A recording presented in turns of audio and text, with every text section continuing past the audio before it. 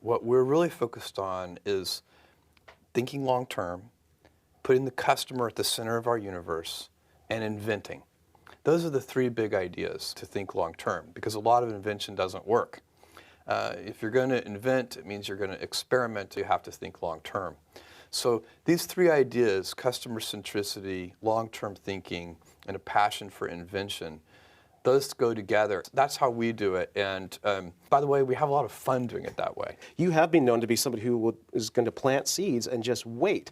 How do you deal with the pressure of, say, Wall Street, or you have a dot-com crash?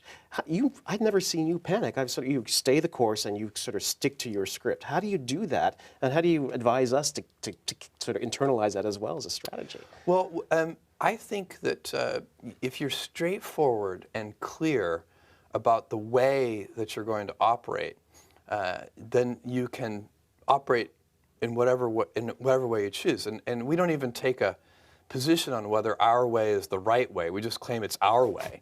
But Warren Buffett has a great saying along these lines. He says, you can hold a ballet, and that can be successful. And you can hold a rock concert, and that can be successful. Just don't hold a ballet and advertise it as a rock concert. You need to be clear with all of your stakeholders with, are you holding a ballet or are you holding a rock concert? And then people get to self-select in. I think, and I don't think there's a particular recipe, but there are elements of what we do that I think help. So one of them is that inside our culture, we understand that even though we have some big businesses, new businesses start out small. And so, it would be very easy for, say, the person who runs our U.S. books category to say, why are we doing these experiments with things? I mean, that generated, a tiny bit of revenue last year. Why don't we instead focus those resources and that, all that brain power on the books category, which is a big business for us.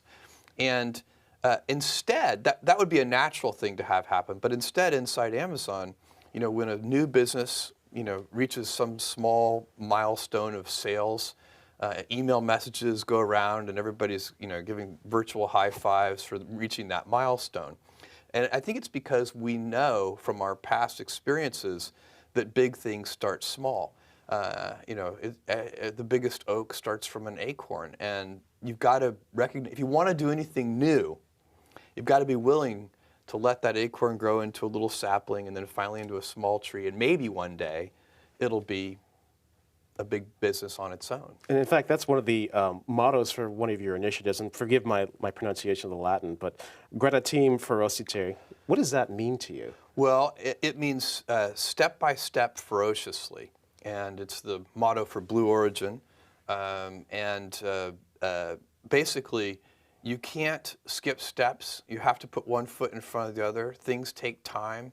There are no shortcuts, and but you want to do those steps with passion and ferocity. Amazing about your success is that your timing was good too. How does an innovator actually identify that historical momentum, that Kitty Hawk moment? You recognize what was happening with the internet, and you said, you know what, there's actually a room for me to start with books and then move on. How do you do that? How do you find the time and the momentum, the zeitgeist? Well, I think to some degree, you follow your passions and then wait. You have to hope the wave catches you. I was always interested in computers. I was always interested in software. I was always a big reader. And so it wasn't, which made me alert to things like the internet and the possibility that you could build a bookstore online that would have universal selection. I think everybody has their own passion, their own thing that they're interested in. And then you're very alert to the things that are in the sphere of influence of that passion. So your passion has led you to change the world, frankly, with Amazon. But yet you've got Blue Origin, you've got Bezos Explorations. Why can't somebody like you just rest on your laurels? Go play golf.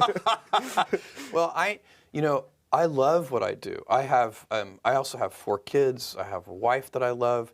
I have a lot of passions and interests, but one of them is, at Amazon, the rate of change is so high, and I love that. I love the pace of change.